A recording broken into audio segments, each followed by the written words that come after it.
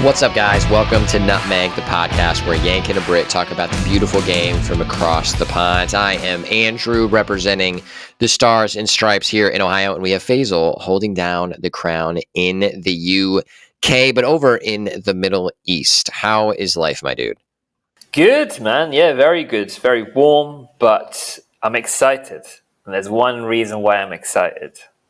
Football's back, baby. That's why I'm excited. I'm excited for that. It is. It is coming back. Actually, so much quicker than I am ready for. I've not even thought about my Premier League fantasy team yet. We are actually doing predictions in this episode as well for how we believe the Premier League will shake out. And I feel a little bit shaky with my predictions as well. So we will find out. We will be diving into those predictions in just a moment to see where things stand. However, we have done our predictions from the previous season. We've compared them. We found out who the winner and who the loser was. So we were going to do a similar situation this year. I am the reigning champ, but that was just a practice round. This is the real time because we actually have stakes on the line. So what will happen? We will all make our predictions. We'll go back and forth, kind of explaining our thought process behind where we have each team. We will save the list of our predictions and the order that they're in. Then at the end of the season, we will compare how our predictions lined up with the actual table of where teams stand in the Premier League. With that being the case, we will have points awarded based on how far away our predictions were based to the team where they actually landed in the table. Person with the lowest score will win that, and not only win bragging rights, but will also win themselves a kit of the loser's choice. So the person with the highest score who has lost the predictions battle will purchase a soccer kit of their choice. It could be fun. It could be cool. It could be the ugliest kit, whatever you want to do. You get the size of each other, and then that loser sends that kit to the winner. Are you ready for this? You excited for that? Mate, I have never been more ready. I'm ready to take back that loss I had, the fumbles I made, the wrong predictions, and now we're ready to go into it proper. I have a bit more thought behind this one, so I'm locked in. Good. All right. I like to hear that. However, you'll still be getting ready to send me a jersey at the end of this season. Okay, cool. We'll see, mate. We'll see. I love it. I love kits. So let's do this. Let's dive in first to our predictions and get this on the road. We will start at the very bottom of the table. So we're talking relegation zone first. So before we dive in right away, there are 3 new teams that have entered the Premier League per usual. We have those 3 being Ipswich Town, Southampton, and who was the other one? Man, Leicester City. Man, I must have them real high on my table. Okay, good. This will be exciting. So let's start off with number 20. I'll ask you first, and then I'll hit you with my 20, and then I'll go up to 19, then flip it back, and we'll go that route. So hit us up. Sounds good. So we begin with my number 20. Now, as you mentioned, there's 3 teams that have come up from the bottom, from the Championship, which is a solid league. Like it's not a joke league. There are some incredible teams in there, and they are fighting. And some of the games, I would argue, are sometimes better than the Premier League games. However, I think my first team that I think is going to go down, and I think it's going to land in number 20th, is unfortunately Southampton. I think they're going to come up. I think they're going to go back down. A couple of reasons why. I think from a building perspective, from what they've done in the transfer market, there really isn't much movement there. As a club, I feel like they just haven't really clicked into gear for this Premier League. And off the back of my previous prediction, thinking that some of the clubs, for example, I had Burnley like near top 10. Like I'm going to play it calm and casual this time. Unfortunately, I think it's back down. I think they'll come up and back down again. So for me, Southampton in the 20th place, rock bottom. What you got next?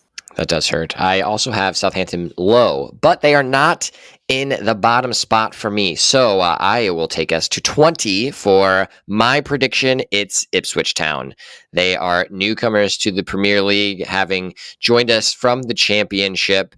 I think they have a good team. They were exciting to watch in the Championship. They do have some spice. Their manager likes to play more free-flowing, attacking soccer.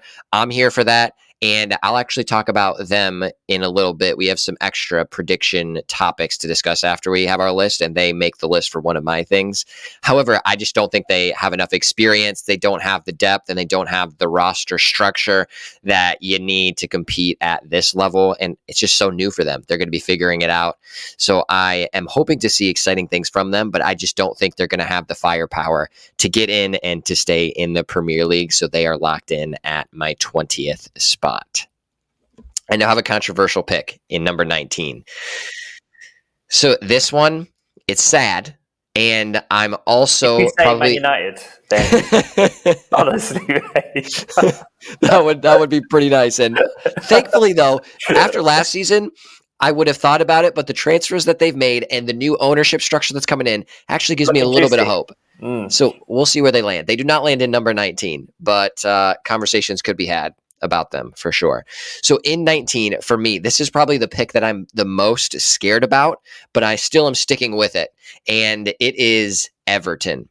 Everton will finally get relegated. They almost did last year after having kind of a decent season, so they got points deducted and were fighting that relegation battle just because of that. They would have been in much of a clearer, safer space if they wouldn't have had that points deduction. However, the reason that I have them so low is twofold. They have not fixed the drama that is going on with their board and with club management. So there's still the infighting there. There's still no structure created, similar to the vibe of what Manchester United has had to go through, but Everton's just a little bit different because their club is structured a little bit differently, but a lot of drama happening off the pitch. And I think when you have that drama off the pitch, that causes problems for the team and for the structure and for the potential success that a club could have. So that's reason number one why I think they're going to be lower end of the table. The other piece is they have lost some players this offseason, and they haven't really signed any key players to fill Onana's spot, as an example. But they haven't signed any of those key players that would plug in, that would actually utilize the talents of the current roster that they have. They haven't had an amazing offseason. So I'm not super high on Everton for both of those reasons. And I just don't see them really making any moves in the rest of this transfer window. And that's why I don't see them making any moves in the Premier League table, unfortunately. So Everton, my number 19. I think that's a very fair assessment, if I'm honest. I think, and as you were speaking, I was like, maybe not. But I haven't got them. I think for me, they do stay up this season. So a bit of a spoiler there, but I have not got them in the next two places. So I've got a bit of hope for them. My number 19 is your number 20. It's Ipswich, and it's exactly the reason you said. I do think that they'll have, and one of my hot tips for I think they'll have a great start to the season. I feel like their energy, McKenna's playing some great football, like you said, and I think they'll be getting some big results. I just think with these sorts of teams, when they kind of come up, it's the stamina in the team just doesn't hold. They hit a lot of injuries, and then by January, it's a struggle, and I think the drop-off will probably get them. So I've got them in that 19th position, and I think it's probably, I think it's warranted. So unfortunately, Ipswich is my number 19. Moving to 18. So the final relegation, the final team that I think is going to get relegated, is some team that I think's kind of dodged it a little bit for the past couple of seasons. Not much work in the transfer market at the moment. And I've never really personally, when I watched kind of these games with this team in, I've never seen any kind of identity, I think. So for me, it's Nottingham Forest. I think Nottingham Forest time is up in the Premier League, I think. So I've put them down for the 18th. I like them as a club. I think it's great. They've got a lot of European football heritage, for example, and I think they're a great club. But I just feel like their times hasn't clicked, and it's probably going to be unfortunately a relegation for them this Premier League season. Sorry. So that is my number 18. Yeah, I don't have them doing too hot in the Premier League either. However, I do not have them getting relegated. So my number 18 final relegation spot. So going along with Ipswich Town and Everton, going down to the Championship will be Southampton. They will not be continuing their journey in the Premier League after coming back up from the Championship. They just haven't had much activity in the transfer window, and there's still even rumors of other players leaving in this transfer window. So I just don't see that they've had key replacements, and whenever you come up from the Championship, you do need to replenish any players that are leaving, but on top of that, you have to add talent just to be able to hold your own. And Southampton regularly in the Premier League over the last 10, 12 years or so. So they do have the experience, which I thought maybe could carry if they had enough players coming in with that top level talent.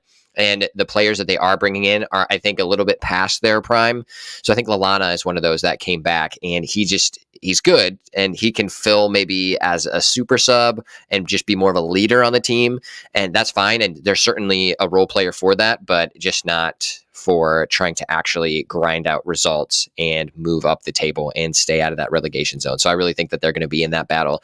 So Southampton is number 18 for me. Now I will move us up a spot. We're going to look at number 17. So the team just escaping relegation. And that number 17 for me is the team you had just talked about, Nottingham Forest. I still think they have a little bit time left on the watch.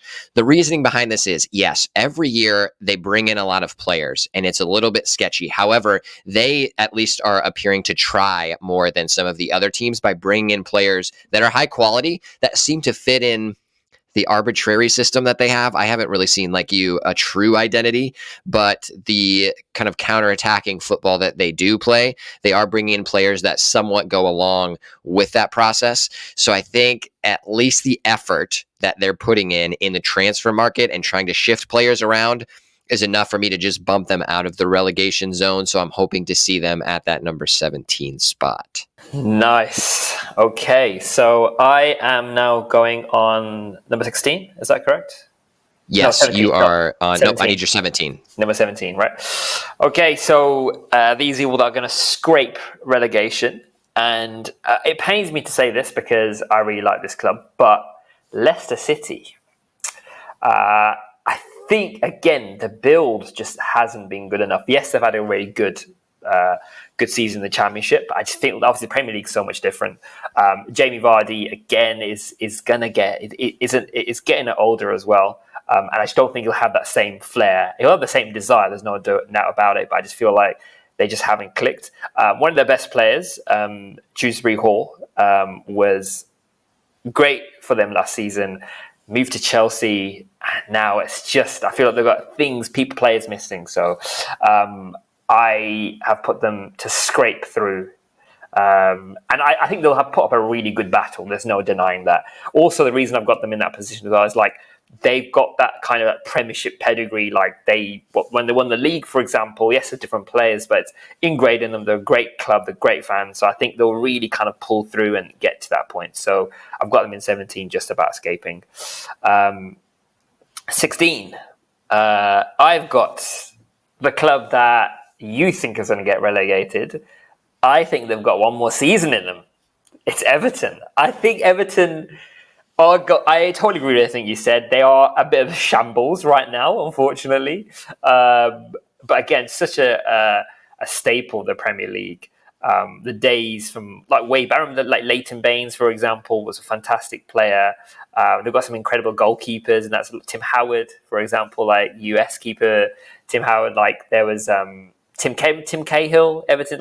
They've got pedigree. Premier League pedigree, but I just think they're just going to scrape through. And for me, an example of that as well is like they had the docking points, they still remained up. There's fight in them, they've got goals in them, and definitely got 3 points when they need it. So I'm going to say they're in 16th place to you for me. So over to you, bud. I don't hate it, and like I said, that's one that makes me nervous. My prediction there, because I do think that even though there's all this chaos, they can somehow pull it out because they did that last season. So I think that could be a good shout. But for me, 16, Leicester City. I do think that they are the strongest team coming out of the Championship. You talked about it as well. They have that experience in the Premier League, and they still have a fairly good roster. So when I was looking through the players that they have on their team, they have a lot of Premier League talent that could also play on other Premier League teams. So for me, I think that is enough to kind of get them up away-ish from the relegation zone in that 16 spot. Still going to go throughout the season and kind of fight a little bit for that relegation space, but I think they'll be cushioned enough to not necessarily be super worried. I don't think it'll come down to the final day when they are talking about a relegation battle. So I think that they will be clear in that 16 spot. I do hope that Vardy has another good season. I'd love to see him kind of end his career on a high. He probably has a few more years left, but I know he is getting toward the twilight of his career. So I will be looking forward to watching him play another season in the Premier League and hopefully another one after that if they do stay out of relegation. I will take us to 15, and it is your team from the Midlands, the Wolves. Wolves, for me, will be in that 15 spot. Now, they're always an interesting team because you think that you can count them out, but then for some reason they end up having a solid season. Wasn't super the case last year. They didn't have the best results and they didn't have kind of a cohesive roster. So I was actually thinking Wolves were going to be making more of a splash in the offseason. I thought that they could find a couple core pieces that just would plug a few holes. And then I would have thought that they could have been maybe contending for middle or top middle of the table. So like above that 10 spot. However, I just have not seen anything in the offseason from them that makes me change my mind, even with the players that they are talking about bringing in and have brought in. It's just not core pieces that would help solidify the roster to make them more competitive.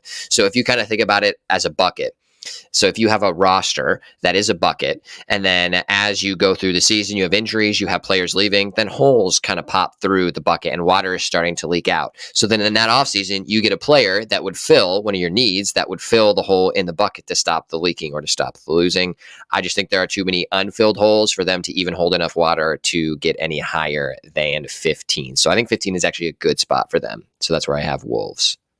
Well. It's the first time we have a matching ranking here. I've also put down Wolves in the 15th place for me as well.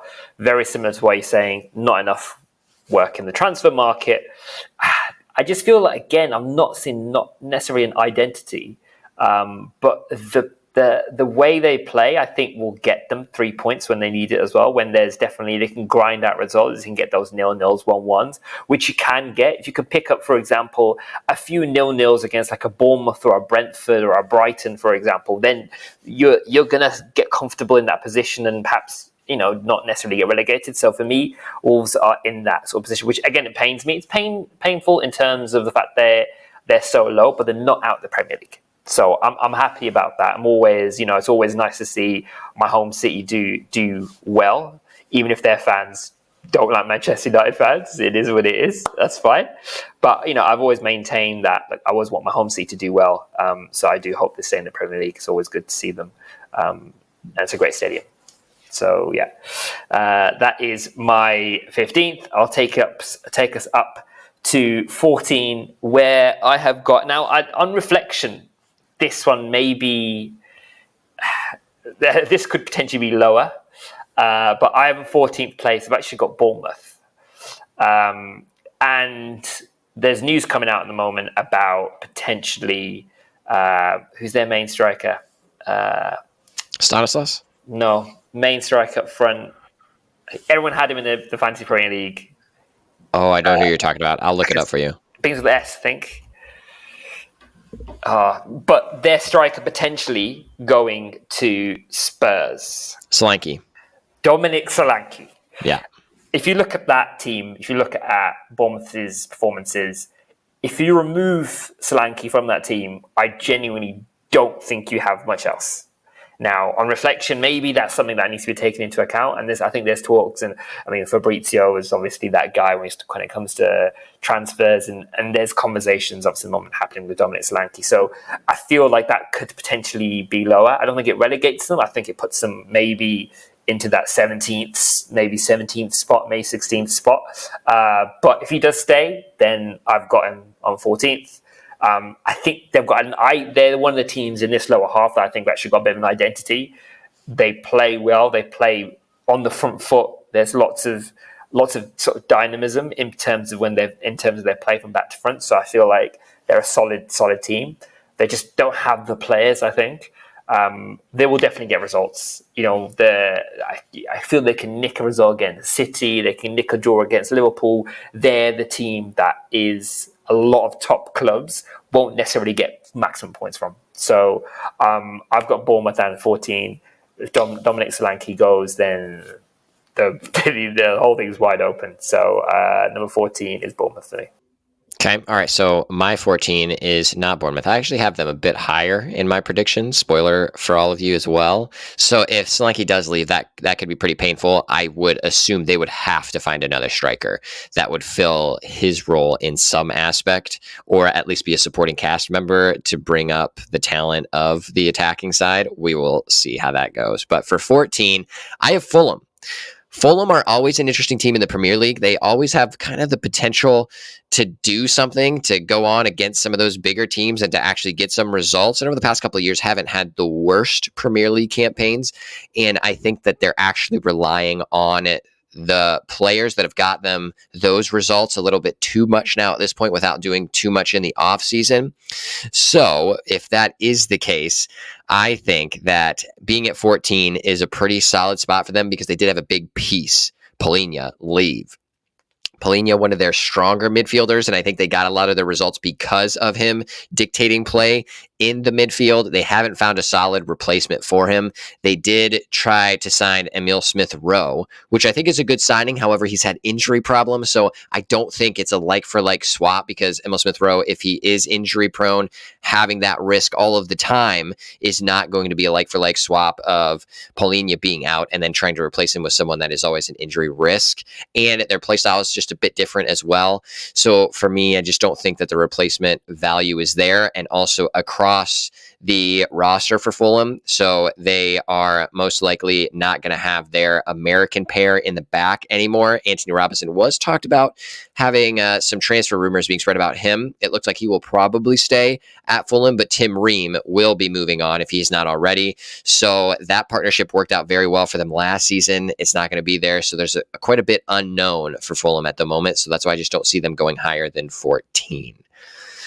13, I have Brentford.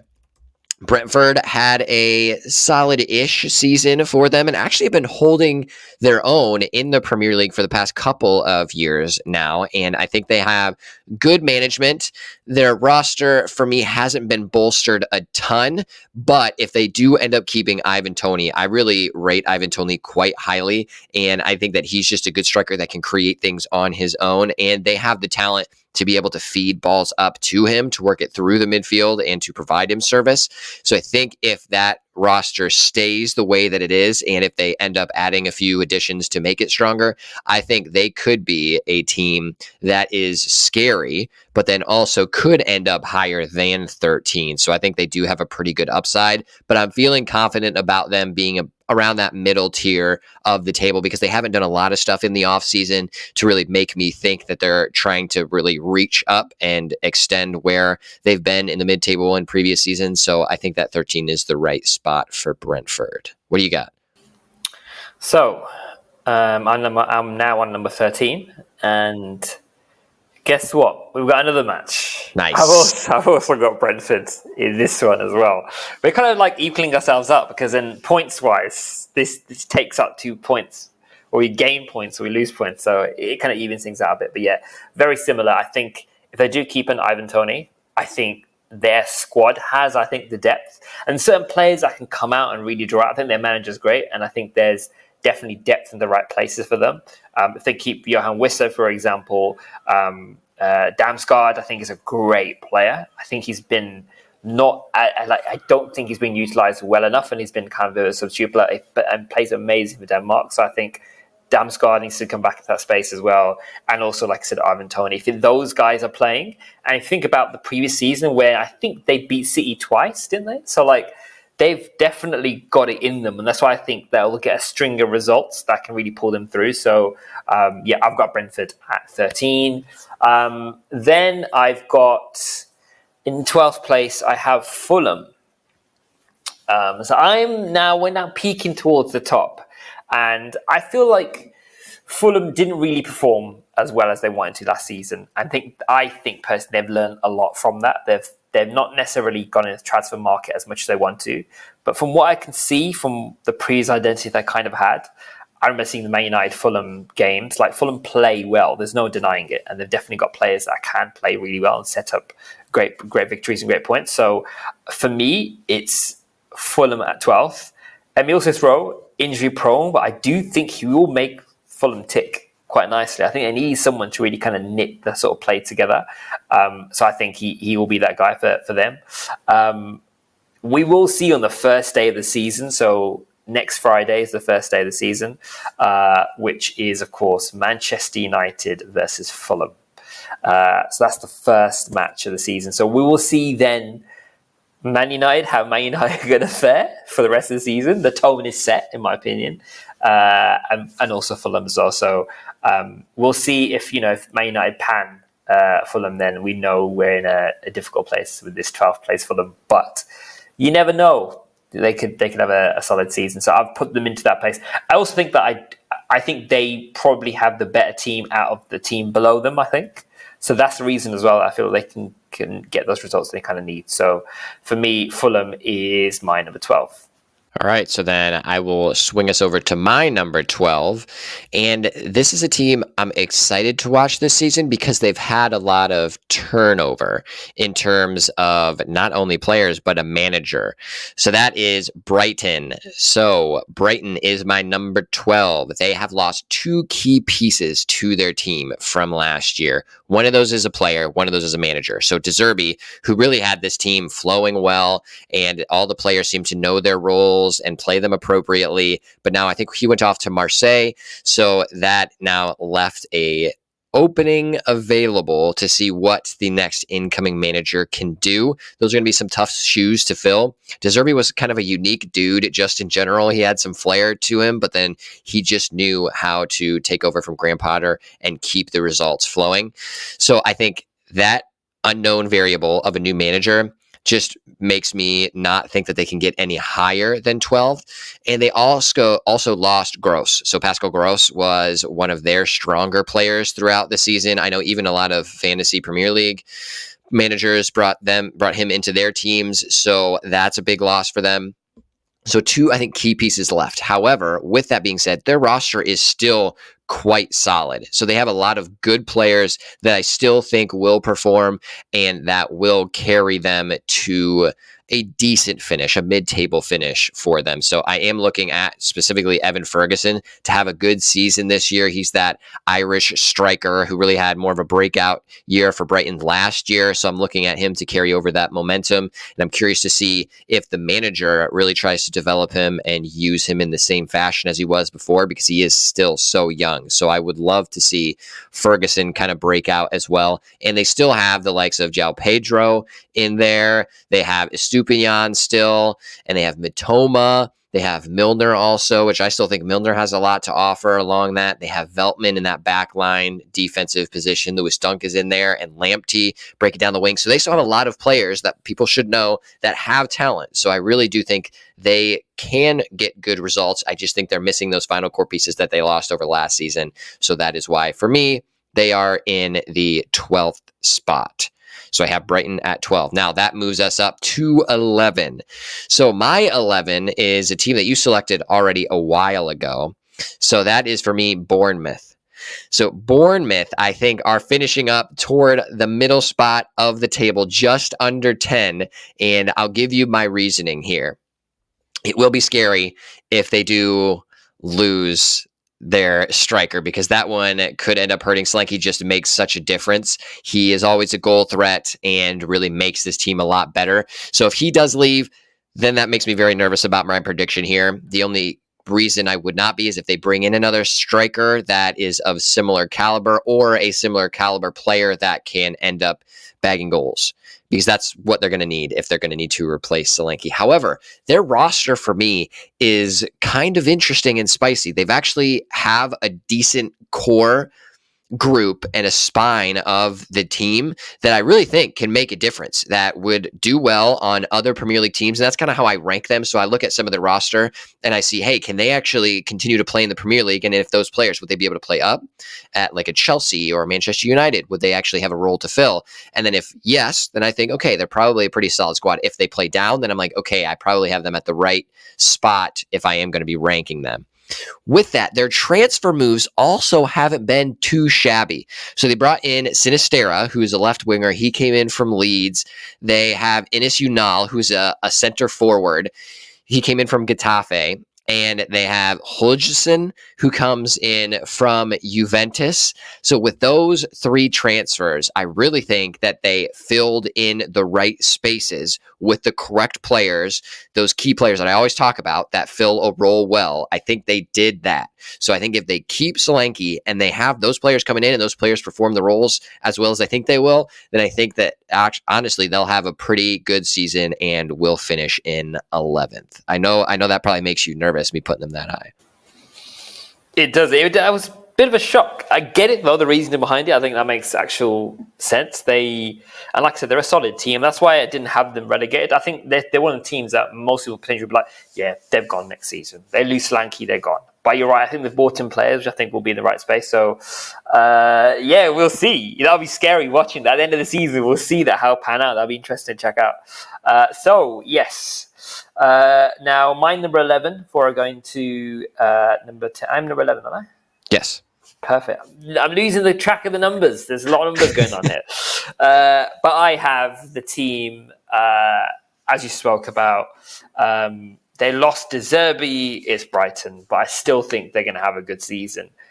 You mentioned a couple of players there. I think Evan Ferguson, Mitoma, great players. They're, again, of the top 10, 11 teams, they have a very clear identity.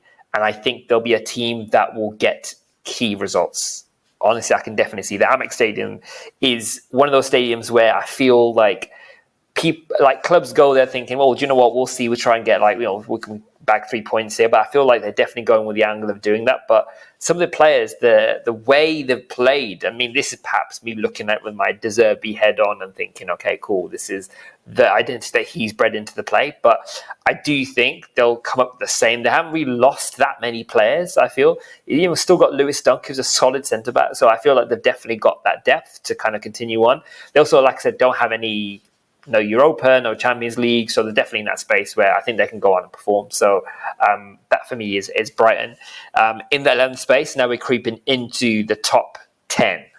So this is the top half of the Premier League.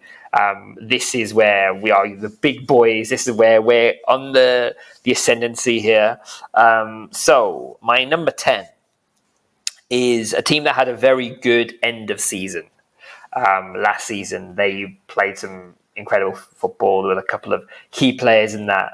Mateta, Elise, you know the club I'm talking about, so of course, Crystal Palace.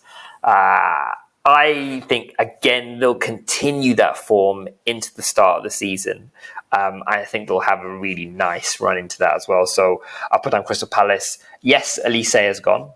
Oh, I get that, and he's a great buy for Vincent Kompany and Bayern Munich, which feels weird saying, by the way, Vincent Kompany and Bayern Munich in the same sentence, but we're here. I think Elise has been great, but also you see him performing in the French team for the Olympics, being great. So he'll be amazing buy for Bayern Munich. So I still think they've definitely they've recently bought Ismail Assar, who is a fantastic player, a Watford player, which is amazing. So I think he will definitely add into that space as well. They've got the pace they've got, I think, will be amazing in attacks and just a solid defense. I know watching that main eye going to Crystal Palace, I mean, I measure it. My measurement is always, if I go to watch these games, what's my feeling of we could beat them or could we potentially lose? And Crystal Palace games are always, for me, the hardest. They're always so solid at the back. So, yeah, and they've not really lost masses of players. So I feel like there's definitely the depth there. So for me, Crystal Palace are creeping to the top 10. They're going to stay at the top 10. No silverware or anything at all, but still good place. That's me. So that takes me to number 10. I have the same team that you had at number 10. And interesting fact for you, Crystal Palace has never finished above the 10 spot in the Premier League. So I don't see them breaking through that ceiling. I think they do have a decent squad. I think Elise is a big loss for them. He just had the flair and the spice that they needed.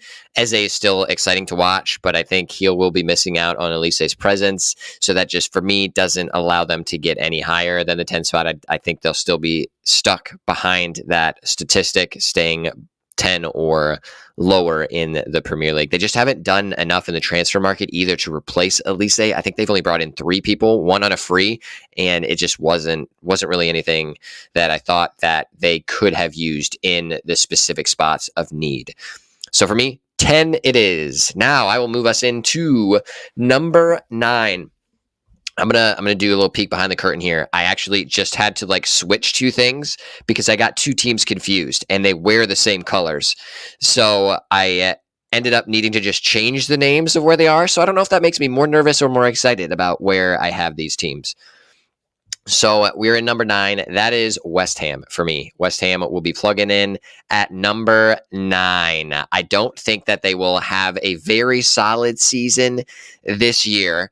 And the reason is because they lost a lot of talent and they didn't end up replacing it with the right pieces. They did bring in Kilman. He is a solid center back, so I think he will perform well for them. I think that was a good signing, and it was a signing that they needed. That filled one of those holes in the bucket. I still think that they didn't get enough other players to fill more holes to keep them. They filled enough holes to keep them in the 9 spot, but that's it, nothing higher. So there's still too much leakage getting out of their bucket to get them above that 9 spot, if I can say that appropriately and in a weird way. So my number 9 is West Ham. How do you feel about my number 9 spot right there? Well, I feel exactly the same as you do because I've got another one. I've also got West Ham in 9th position. One of the standout players for me is Füllkrug, which is the German centre forward. He kind of comes on in the Euros at like the 60th, 70th minute, and he's a great player. I think he'll suit West Ham to a T. I think they needed that sort of player. And I think, we'll get into predictions, but keep an eye on Füllkrug because I think he'll definitely be a player that will come into his own. And I think he'll take the Premier League by storm. I think he's a solid player. They also brought in Somerville, which I think is a great player from Leeds. He's one of Leeds' best players. So there's that. There's definitely they're definitely in the right space to kind of that attacking space. And also, if this Wan-Bissaka thing goes through, right? So if that is the potential, there's the Wan-Bissaka to West Ham. I think again he sees. I really like Wan-Bissaka. We'll get into this more, but he's such a good player for Man United. He just can't cross, but I think he's an amazing player. But I think if he goes to West Ham, I think he really turns their team into a really nice sort of like top of the half of the team, so top of the table. So I have also got 9th place West Ham as well. Now we go into the top 8. Now I was debating a lot about these ones here. I think my top 4 are kind of settled, if I'm honest with you, but the 5, 6, 7, 8 I'm very up and down with. But what I've gone for is in the 8th place. And this might be a light shock, I feel, but I'm going to go for it. It's Aston Villa. Now, there's a couple of reasons why I think I've got Aston Villa. I think this amazing Champions League journey is going to take it out of them. I do think they are going to put a lot of sort of like players behind it. They're definitely going to put that journey, that European adventure that they haven't had in a while, right? Aston Villa in Champions League. I think it's probably going to be a little bit difficult for them to keep up with the pace of the Premier League that I think, and the rest of the clubs above them, in my opinion. I think also the transfer market, not amazing. There's not really been much movement from what I can see. So it pains me because I think they did amazing last season. But I think, Champions League can take it out of them. So I have put them in 8th place. I am sorry because I really like them, but I just think that it's not going to be a great season. So Aston Villa in 8th for me. Okay. All right. I'll make one last note on my number 9th, which is West Ham. I do like their roster a lot, and Jared Bowen is one of my favorite players, so I would love to see them overperform my prediction, and I very much hope so that does happen. So they have the roster to do it, so I hope that maybe they can be the Aston Villa of the previous season. So then I am now on number 8. I do not have Aston Villa. However, I empathize with your sentiment, because I do think them being in the Champions League, they're playing a lot more soccer now. It's just tough to do that for any team that is not used to doing that and doesn't have the money to buy the depth like those top 4 squads that you see out there. But for me, it's one of the teams trying to be one of the top 4 squads out there that ends up in number 8 this season. It is Newcastle. I don't think that Newcastle has the depth or organization needed to continue to compete at around like that 6-5-4 spot. And there are 2 reasons for this. One, their transfer activity this offseason has been pretty much zero. And that is because they did sign, I think, like a 19-year-old, and he's just a left back. So he's still quite raw, but I'm interested to see what he develops into. However, he is not like a win now type of signing. Other than that, that's really been all that they've done this offseason. And the reason I do believe is because of the FFP rules. So they are trying to make sure that they are staying within the financial restrictions that are needed for Premier League teams. So that kind of hampers their transfer activity, which is maybe the reason they haven't done a lot. And that I think will ultimately hurt them. So that's reason number 1. Reason number 2, Eddie Howe was as a potential for the England managerial job. I actually think he would fit in right and quite well in that England manager spot. But besides that point, as maybe is in his future, the conversation, I think he just had a recent press conference or something where he kind of said his future is uncertain because there's not a lot of communication happening between the higher ups and then him as manager. So whenever that happens, the dysfunction ends up leading me to believe that it will ultimately impact the results on the field if the guy leading the charge on the sideline isn't happy and if the higher ups are not organized enough to manage things appropriately. Then I just don't think that they'll end up overperforming, which I think 8 is probably a healthy spot for them to be because they do have a solid roster. They've built a good team. I think Tonali actually having a full Premier League season now will be interesting. And Bruno Guillermes, or however the heck you say his name, he will be exciting to watch that pair in midfield with one being more attacking and one being more defending. I think they balance quite well. So I think the roster has enough talent to be where they are. And I think they could be a lot better if they get the management situation sorted out and they kind of figure out who they want to be. Are they wanting to be that team that has all the money and that just buys a bunch of players? If so, how do you get around the FFP rules? Because then you got to buy the right type of depth players. We'll have to see what they do. But for me, they're going to end up in number 8. So then I move us up to number 7. 7 is the team you had recently mentioned, Aston Villa. Villa, for me, I think they also have a really good roster and actually had a really good offseason as well. One of the better teams to make signings this offseason when I compare the list of everybody. However, the caveat is what you had mentioned. When you're playing in the Champions League, you have to have a deep roster to be able to compete there and in the Premier League season, along with all the other cups or any other types of things that you're in. So I think that will make it difficult for them. And I like their roster. They've made good signings. They had Onana, they have Madsen coming in, 2, I think, really good players that play a key role in the squad that they already have. So I really think they could be finishing in a better spot. I think actually them being in the Champions League hampers them. So that is why I have them at number 7. So they're adding in the right type of depth, but just not enough to be able to finish any higher in the domestic campaign. What you feeling? I think I've got more hope for them. I think I'm more hope for Newcastle in this one. I think I've said it already. I think in the past, I think Eddie Howe has kind of quelled those rumors. I think he would be great for the England job. I think everyone knows that. I think he's a great manager. But I feel like he's quelled those rumors. They've got Isak who is firing. And I think, like you said, Tonali's back in that space as well. Guimaraes is going to be great in that midfield, and I think they'll definitely be taking themselves up a notch. I think he's beginning now to build. He's kind of basically got a full squad now as well. They've definitely got that depth in there. There's question potential, sort of transfer potential with Mark Gahey, who was great for England at centre back. So you can imagine that adding that different layers of that. If they do that, then that would be amazing. That would not help my Crystal Palace prediction, but that would help my Newcastle prediction. So that is Newcastle at number 7 for me. Then we get into the big 6 here. And then the 6th one is, I would argue, the smallest club of them all.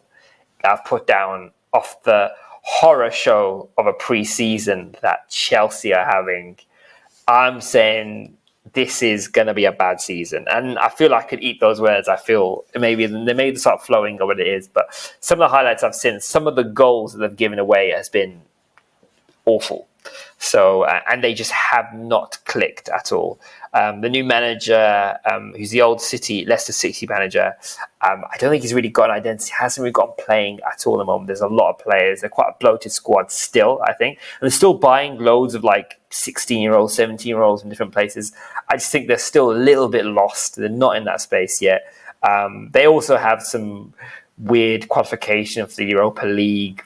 Is it they're in the Europa League Conference Leagues, I think it is, because Man United won the FA Cup. We dropped them in, which was even more sweeter. So so I've got Chelsea in the 6th space. What are you thinking? I don't think it's a bad spot for Chelsea. I also am nervous about what is happening with their team and with Marsica as the manager. Still quite a lot of. He needs more time because he just has come in to try to figure out what the heck is happening there. And it's always difficult for any manager. But I do not have them in the number 6 spot. So for me, it is Tottenham. Tottenham are my number 6. I still think they're kind of in a rebuilding phase. I really appreciate their manager. I think they have a good-looking roster. It's just shaped a little bit weird. I just don't think it'll find the free-flowing soccer structure that they'll need to be able to compete with these top teams. Again, they have the right type of players. It's just finding the right final few pieces for them to really get in and make a difference. So I still think that they're trying to rebuild, and they haven't done anything essentially in the offseason, just a couple random transfers that didn't really fill any needs. I think they bought a couple younger players. So that, for me, doesn't really help them compete with the likes of the top 4 or 5 that are out there. So I still think that having Timo Werner on a roster will make you worse. So that ultimately is why I have them in the 6th spot, because the reasoning behind it, I love Timo Werner. I'm a huge Pace Merchant fan. I would love to have a Pace Merchant on my team here at Terra State. So I appreciate what he brings to a team, but he ends up forcing your team to think in a certain way, because if you use him up top, that is his one skill. He is not a finisher. And if you use him more as a winger, like, you can kind of try to do that, but he doesn't have the abilities that you would need in a winger, the crossing, the cutting in, the directional passing. So I think that actually ends up hurting Tottenham more than anything. So if they move him on, I would feel better. But again, they've not really done anything in the offseason to make me think that they know what they're doing with their roster shape. Hopefully that changes next season, or maybe in the middle of the season, and they kind of figure some stuff out. But that is why I have them looking in at number 6. Top 5. This is where it gets fun, because I have our team sitting in number 5, Manchester United. They have had a good offseason, other than some of their big signings already getting injured, so that's cool. Sounds about like what happens with Manchester United regularly. The reason I have them in the 5 spot, the organization is getting better in the back and front office. It's still not where it needs to be, and I like Ten Hag in the terms of he's a good man manager, and I like that he is a bit more direct with his coaching style. So that is cool.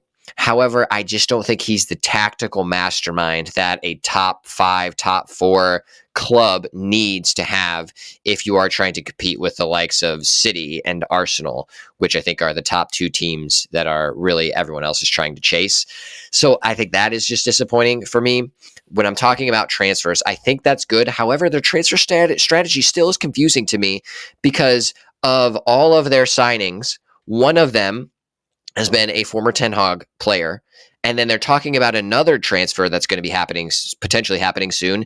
And that target is another Ten Hag former player. So are they actually having some type of strategy? Or is it more so just the players that Ten Hag wants and is more comfortable with? If that is the case, then that doesn't make me feel very positive about the transfer strategy, even though I do think the players they brought in so far are good. So it's still too confusing to me. I still don't think that there's a good direction ahead, because if you're looking at really the top 2 teams that I have mentioned previously, the Arsenal and Man City, even Liverpool, like, they have more of a direct strategy of, like, they're knowing what their identity is, how they're bringing in transfers, what they're trying to do.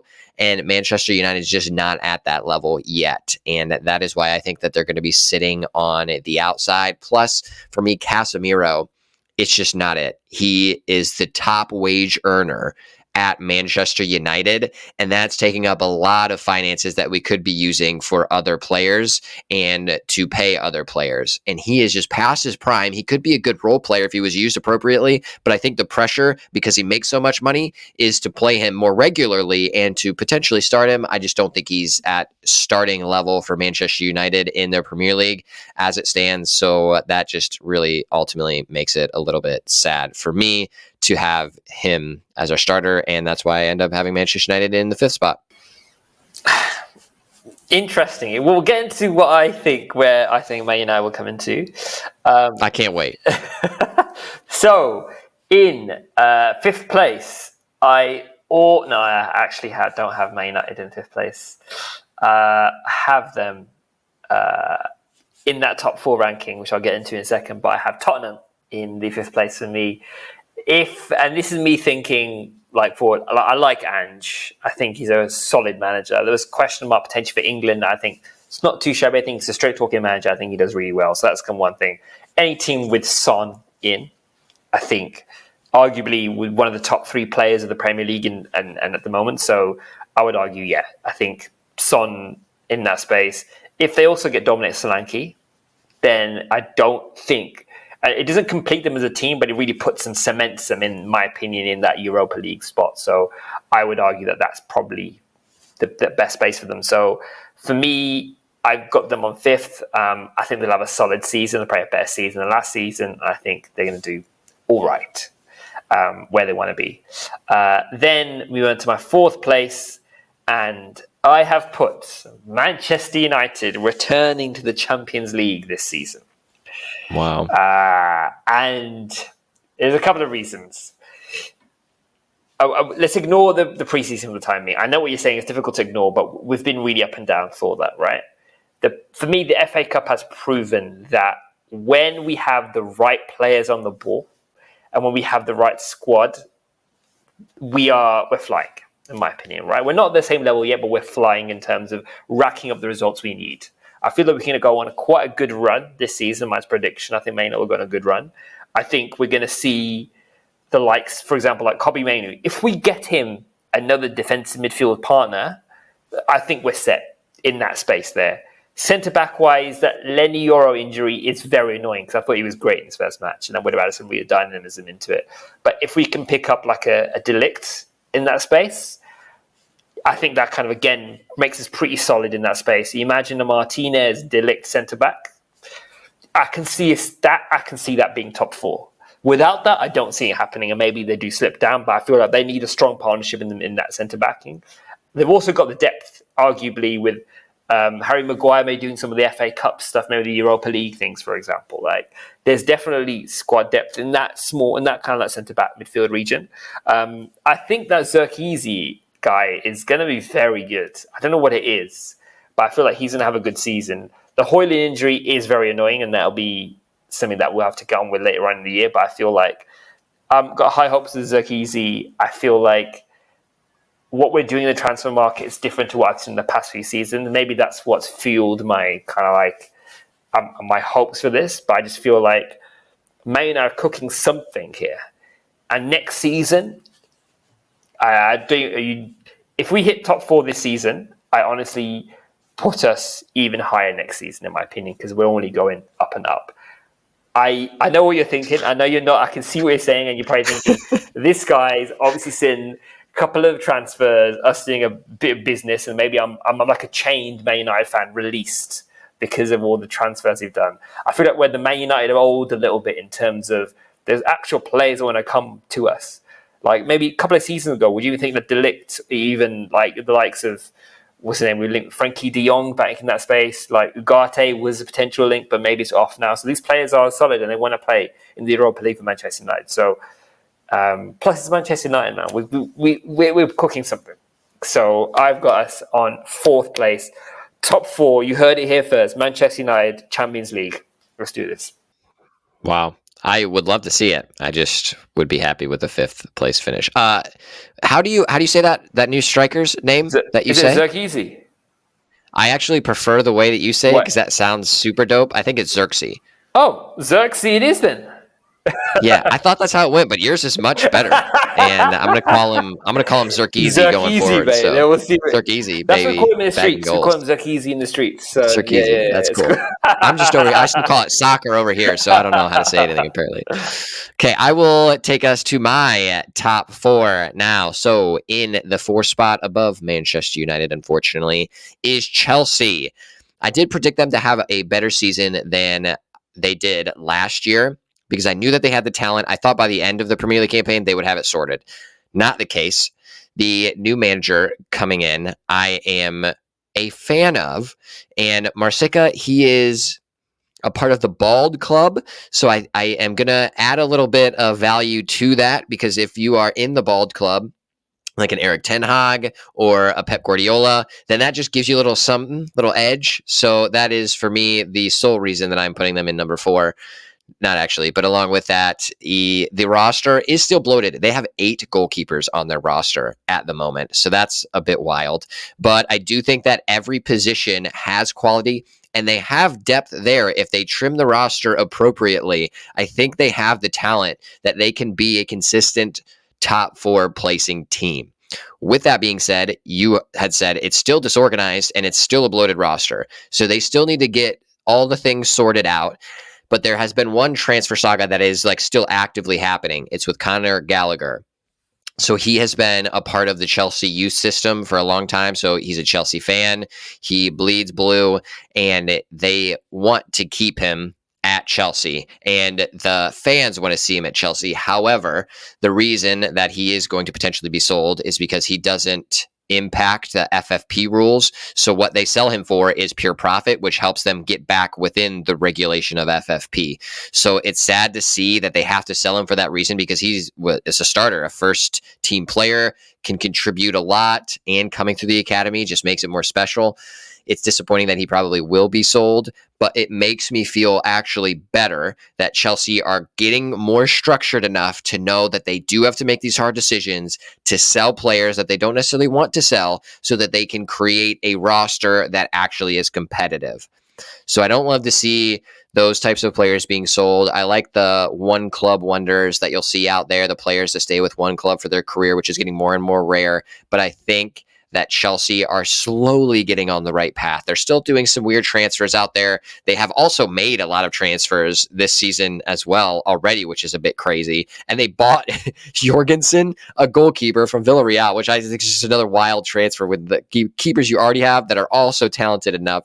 Just wild to me. But Dewsbury Hall from Leicester, I think, is a very good signing, and I think he will make an impact. And I think he was the signing that was allowing Gallagher to move on because he can fill a similar type of role in that midfield. So that is the culmination of why I have Chelsea making it into the top 4.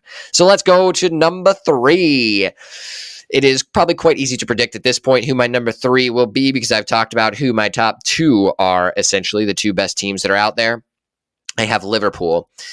Even having them at number 3 does make me a bit nervous. I think that the replacement of Klopp is going to be scary because how do you replace someone like Klopp?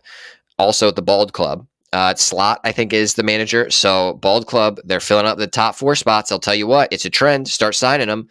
So then Slot comes in. He does have a good roster to manage. I think Slot is actually a good manager. And the way that I've seen some of his press conferences, the way that he's managed it, I think has been very good. So from like a temperament management style, I think that's going to be promising. With the roster that they already have, they have more than enough talent to still be competitive in this top 4 area. The one caveat that makes me nervous, and I would have bumped them down lower, and I would have replaced them with Chelsea. Chelsea are just still unorganized, too much so that I can't put them above Liverpool. I think the talent that Liverpool has currently is good enough to keep them in that spot. But the reason that I was questioning it is because they haven't done anything in the offseason. They have made essentially no transfers whatsoever. I don't know if they're still trying to get something across the line before the summer transfer window ends. I'm hoping so because that will then ultimately make them more competitive. They need to if they're going to try to compete with the top 2 here because the depth that you have to compete in all these other cup tournaments, but then also to do stuff that you need to do in the Premier League, it's just next level between the top 2 teams and what remains below. So I will have Liverpool plugging in, hopefully, in my 3rd spot. Do you want to put your number 2 and number 1 spots while you're here? Let's get the 3 and the 2 and 1 to get on one go. I can finish her off. I will do this for you. So, as per usual, like my last prediction, I will not have Manchester City finishing in the 1 spot. They will be in the number 2, which is probably against the grain. Most people will think we're just going to continue on with a City. What, it's not quadruple already, or has it? They've already done it 4 times, so now it's the 5th time. I don't even know how to say that many in a fancy word. So I am not having City continue on in this way. The reasoning is it's just so difficult to do this year over year, to continue to win the Premier League. We saw a little bit of cracks this last season. There was a little bit of a race toward the end of it all until they ended up just kind of skirting past Arsenal.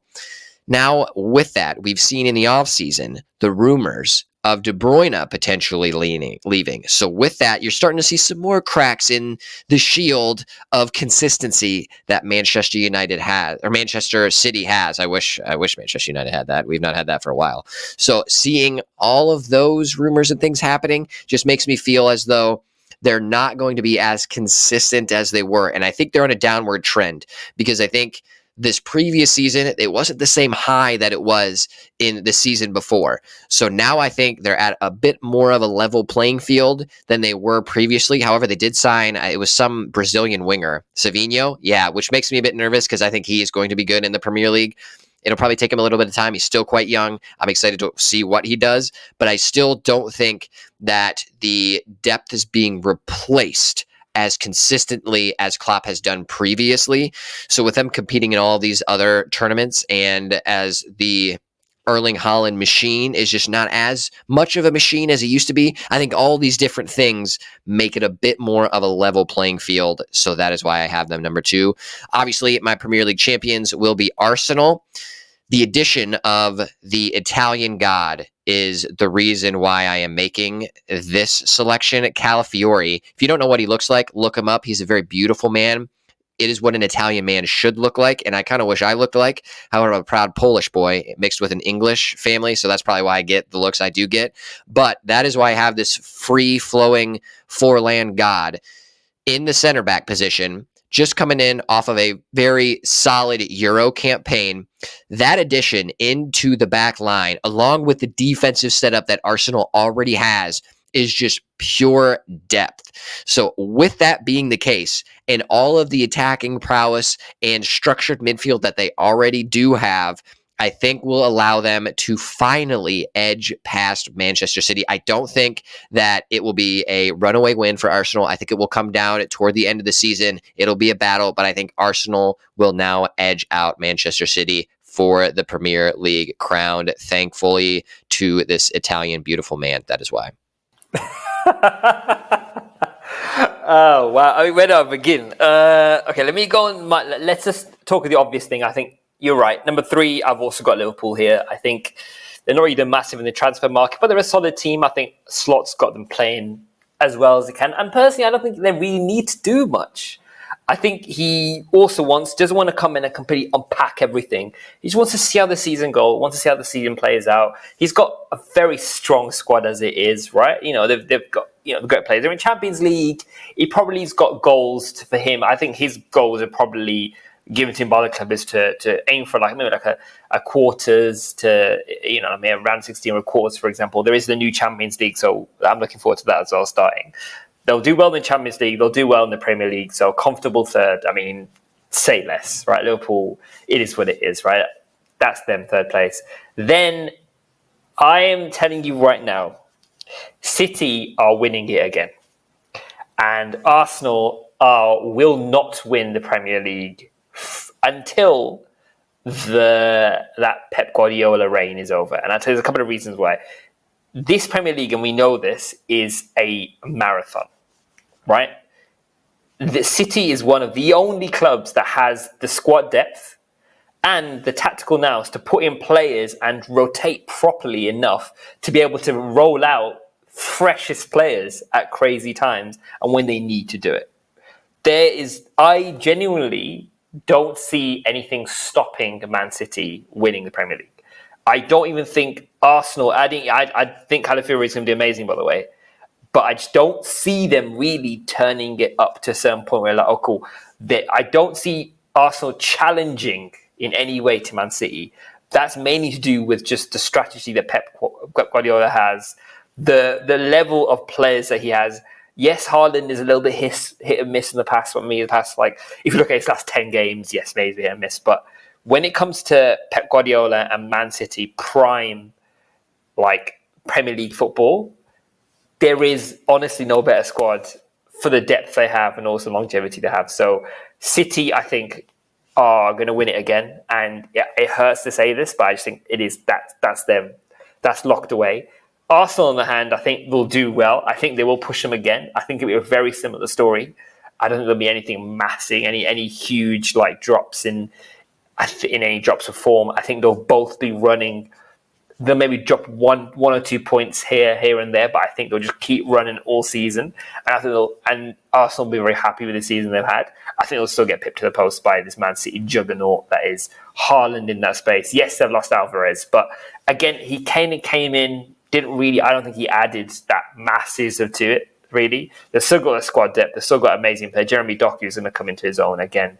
They've still got Bernardo Silva. Yes, the De Bruyne potentially there was question marks there, but he's still here. He's got his little, if you see, he's got his little man bun. So he's set. So there's nothing stopping City. No Italian is going to stop Man City. I'm telling you right now. We'll see. We'll see about that, because now I am going to bring us to some additional predictions that we will have. And first, we're going to go with standout player. And the reason I'm taking us to this so quickly is because the reason that Arsenal will be beating Manchester City to this champion, to the crown of the Premier League, is Calafiori. I am so into this player because Arsenal now have the depth in the back line that is needed to compete with City, but then also in all of the different cup competitions that they will be going into. On top of that, they have a number of transfers that will still be happening in this offseason.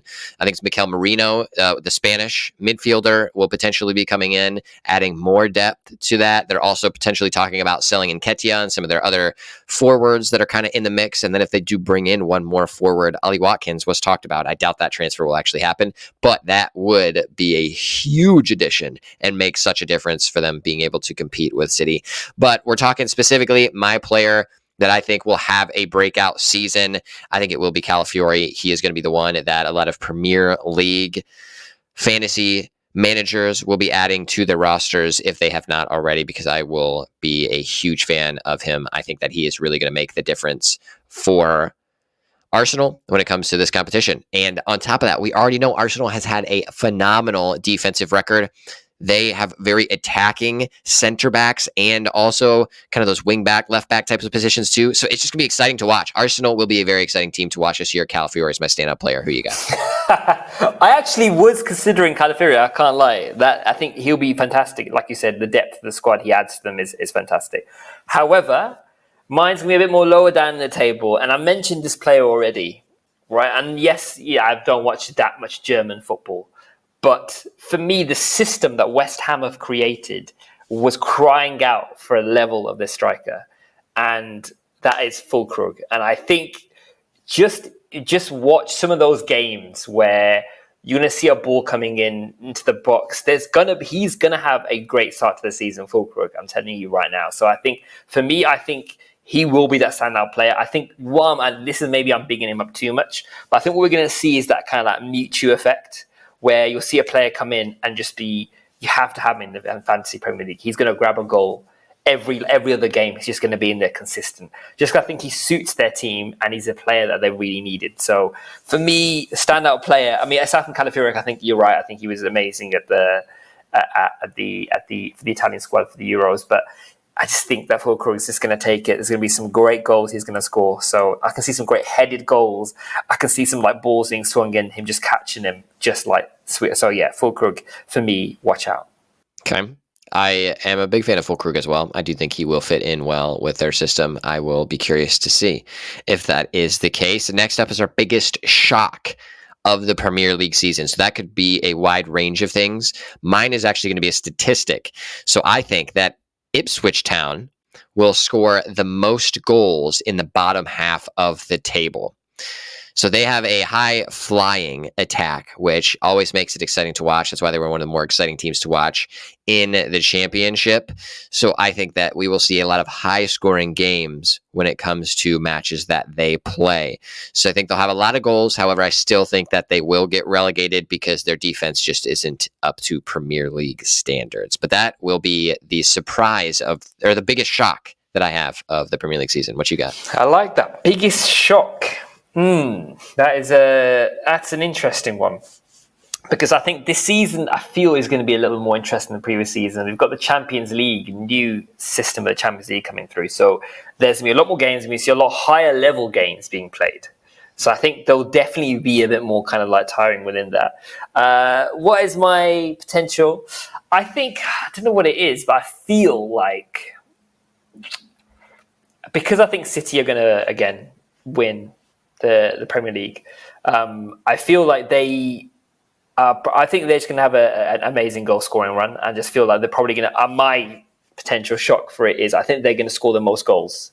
As in, do I want to? I mean, I want to check something, because I want to see what is the most goals a club has scored for the Premier League, right?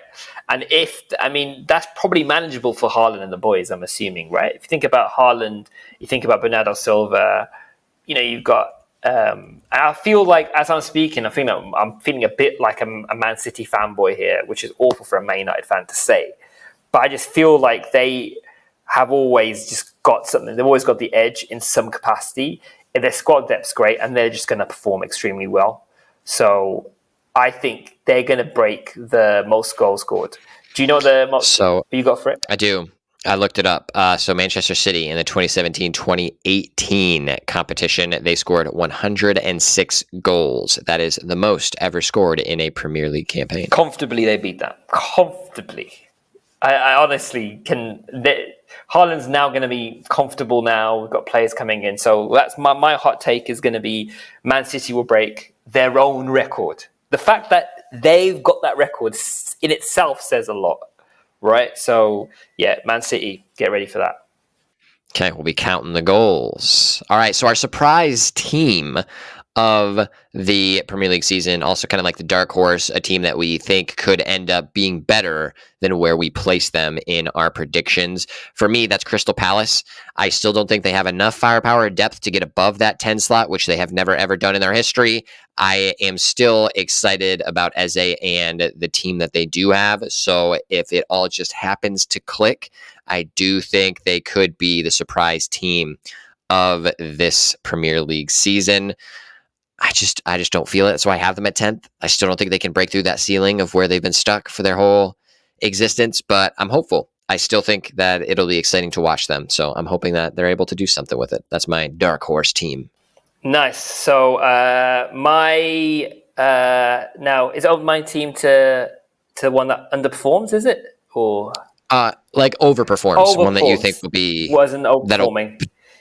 Better, yeah. So I think I kind of mentioned it. I think you kind of said you perhaps it's a difficult one, because I would argue the way season Chelsea are going, that anything in the top half would be overperforming, right? Like if you look at it from the way they've kind of started, and maybe that's not me hating on Chelsea. I just don't think they've got that run at the moment.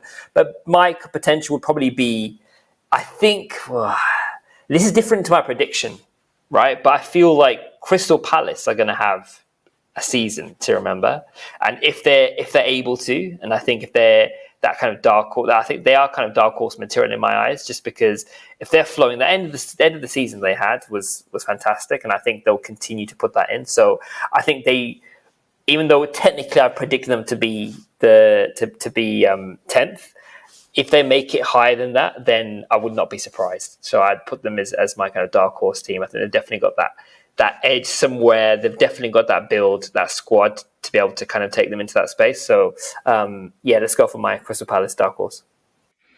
All right. And then our last prediction adjacent that we will be making is the underperforming team of the season. That one, I have Newcastle. I just don't think that it is structured enough. That's why I have them in 8th. I don't think that they are going to perform up to the level that they're talented roster should warrant. I think they should be finishing around the top 4 with the players that they have, with the manager that they have, with the money that they have. I just don't think that it's in the right place as to where it needs to be in terms of club structure, in terms of identity of where they want to be. But I would love to see them get there because the team that they have assembled could create fireworks. I just think that they're going to underperform this season because it's just not in the right structure of where it needs to be. And we saw a little bit of that last season, like start out high flying, going well, and then just kind of faltered toward the end. And I think that will also come as they grab more depth if they do end up trying to pursue that route. So I think they're still underperforming and will underperform this season. Who you got? I've got Aston Villa. I feel like they've had a good season. I think many people do think they would be able to kind of keep that form into this season, but I feel that the Champions League can take it out of them. The fact that they don't get Champions League or even get potentially, according to my predictions, even get Europe next season will be quite massive of the season they've just had. The fact that they were 4th place last season, they've had Champions League this season, and that's the end of their European adventure. It's not, that's massive in the performance for me. So that is, unfortunately, my underperformance is going to be Aston Villa. I hope not, because I like them as a club, but we shall see. Yeah, I feel that one too. It's going to be, I think, a tough season for them to manage it all, but I hope that's not the case. We'll find out shortly. All right, I know this has been a little bit of a longer predictions episode, so we will just close out with our Nutmegged of the week. I'll give you mine really quickly. It's U.S. men's national team related. Surprise. So the women in the Olympics have been doing quite well. They will be facing, I think it's Spain in the gold match coming up shortly, and love seeing them there. Good job, women. Keep holding down the fort for U.S. soccer because the men are just not doing it. Granted, they did get out of the group stage, which the men's side did get out of the group stage, which is a win because the Olympics are weird and the men's side is different from the women's side, as you can have like 3 overage players play in your roster, but then all the other ones have to be under 23, I believe. A crazy arbitrary rule, which we'll break down at some point because I still think that's wild. But the men end up losing 4-0 to Morocco. I think that was in the round of 16. And the disappointing part is that is the future of the U.S. men's national team roster. With a little bit of a caveat, a lot of the best U23 players don't play because they're already in the first team. So it's a little bit weird, but going up against Morocco, which actually Morocco probably brought in the 3 best older age players that they were able to bring in. On Hakimi, when he's ever in a roster, he's going to be dangerous and did cause problems for the U.S. But being able to lose 4-0 is still disappointing in a knockout round in a tournament, which does look winnable for a U.S. side with the talent that we do have in our youngsters. I think that getting a bronze was certainly in the conversation, but to bow out in a 4-0 loss where the USA did not look threatening at all, that is my Nutmegged of the week. Nice. That makes sense. So mine is another The Woes of Chelsea continue for me, which is quite funny to kind of see. So mine is, if you saw their performances recently, their preseason, there's been a lot of question marks about them and their higher line. And there's a recent conversation where a journalist is speaking to Enzo. Is it Maracena? Is it? Is that how you say it? Not Marseca? Yeah, I don't know. We'll go Marseca. Let's go Marseca. The manager. The manager. Enzo, the manager. We call him Enzo. We're on first name terms. We call him Enzo. Right. So he's having a conversation with the journalist, and journalists kind of go straight in and go that you're running a lot of high lines. Is that one of the habits you picked up from the previous season? And the manager's like, yes. It's one of the habits, one of the poor habits that we picked up. We're trying to coach it out. We're running a higher line. So essentially saying that Pochettino is the reason they've had a bad preseason and that he's trying to coach out bad habits from a previous coach and in terms of doing a high line. I think he's obviously not watching highlights because some of the players have been awful. Some of the goals are given away. There's no bite at all to Chelsea at the moment. So I do, we'll see what happens, how it plays out. But for me, that is a massive nutmeg. Like your own manager, it's one of your first kind of like your club is looking for you to go, what's the reason behind your failings? You're saying, oh yeah, it's some of the habits of the other manager left, so I'm working on it. It just seems poor. So we shall see how that pans out. But yeah, my nutmeg of the week. Yeah, I would filter that in there too. That seems pretty cheap to blame the poor results on a previous manager who is no longer there. Not something I would ever want to do in a press conference. But all right, fam, we are out. Thanks for joining us. We'll see you in 2 weeks. Before then, jump on our Instagram account at Nutmeg Podcast to DM us with your listener questions or take it or leave it submissions. Hopefully, you are able to get out on a pitch somewhere. And if you are able to, just don't get nutmegged. We'll see you soon. Peace. See you later, guys.